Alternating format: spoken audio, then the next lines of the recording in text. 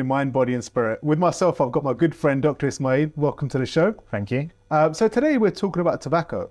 If you can give us a rough overview of tobacco and its history and where it originates from. Yeah, so tobacco is a name given to a group of plants, and it's also the name given to the products which are created from the dried, cured leaves of those plants.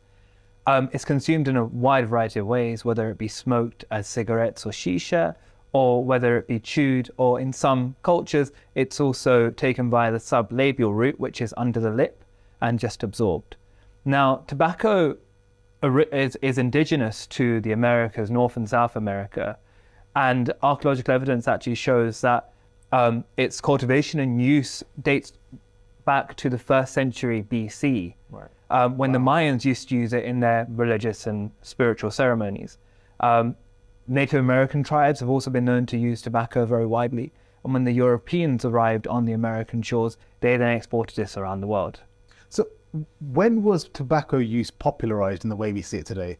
So it was popularized actually through false advertising and also false facts. Now, our grandparents, our great-grandparents, they would have been told about the positive benefits of smoking cigarettes, right. Positive health benefits. And also, it was glamorized in the media, whether that be with posters or on TV or in the movies. It's always been glamorized. However, now we really know that cigarettes or tobacco really isn't good for our health, and it's actually a major health crisis. Right, okay. And you mentioned some of the forms of taking tobacco. A lot of the youth nowadays are kind of using Sheesha. They're thinking it's not tobacco based and it's quite safe, it's a social activity. What's the kind of truth or the facts behind Sheesha use?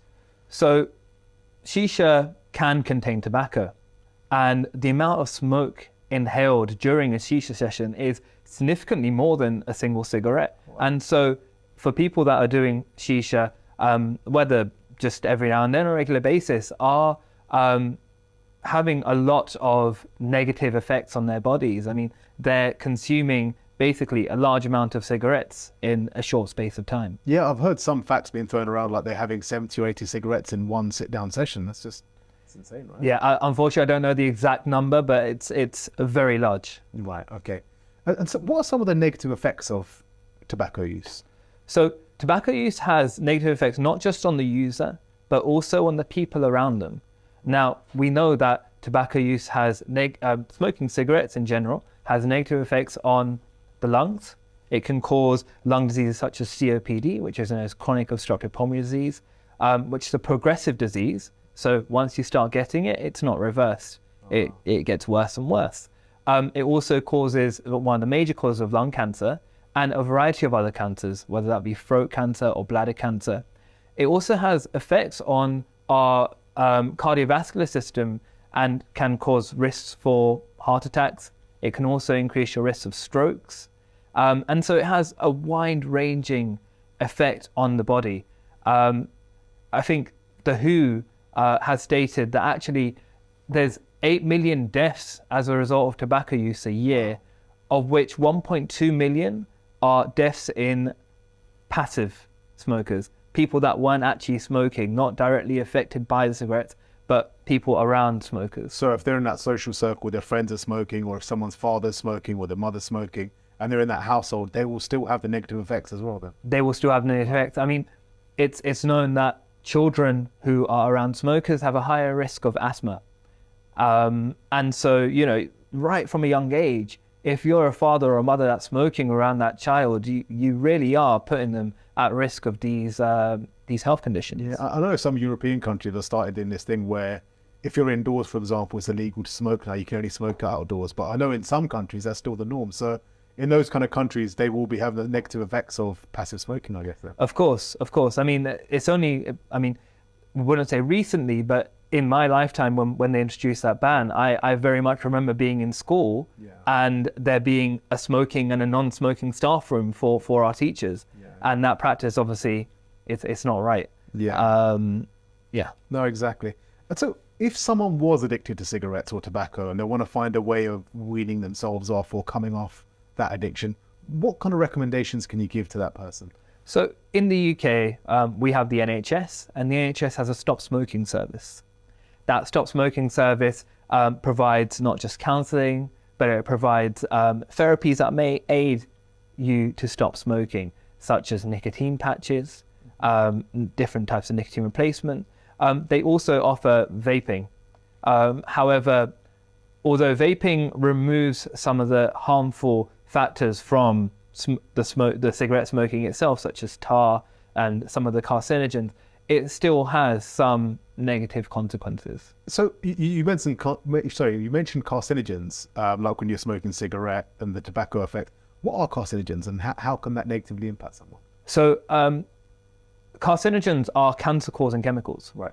Cigarettes are known to contain more than 60 cancer-causing chemicals. Wow. Carcinogens can be found in a wide variety of products, but as I said, more than 60 in cigarettes, meaning that there is such increased risk of developing cancers from smoking cigarettes. Yeah, and we've seen recently, you've got this thing where people are vaping now, and you touched on it earlier as well. I know it's quite a new area and it's not been explored much, but do you have any kind of insight that you can give around vaping? Is it safe? Is it a good thing to do? Or so my knowledge around that, I would say that there have been some reports of negative consequences of vaping. However, a lot of those come from people modifying their vape, or also using third-party chemicals or other chemicals which may contain things like THC. However, so what's THC? THC is the active component of cannabis. Oh, okay. Right. Right. So some people modify their vape. However, vaping in general is considered safer than cigarettes, right, and it's considered healthier than cigarettes, and provides people with that same sensation of smoking, and also gives them nicotine, which is the actual substance which they're addicted to. Yeah. It's actually that substance which activates reward centers in our brain, and so each time the person smokes a cigarette, that they have a pleasing sensation in their body, which is temporary. Right. As soon as that wears off, they have an urge to go for a second or a third cigarette, and that's the addiction. Oh. The moment they stop, they will have both physical and psychological effects, which won't be very pleasing, and which then is known as the withdrawal effect. Thank you so much, Dr. Ismail. I learned a huge amount about tobacco today, and I'm sure our viewers did as well. Next, we're going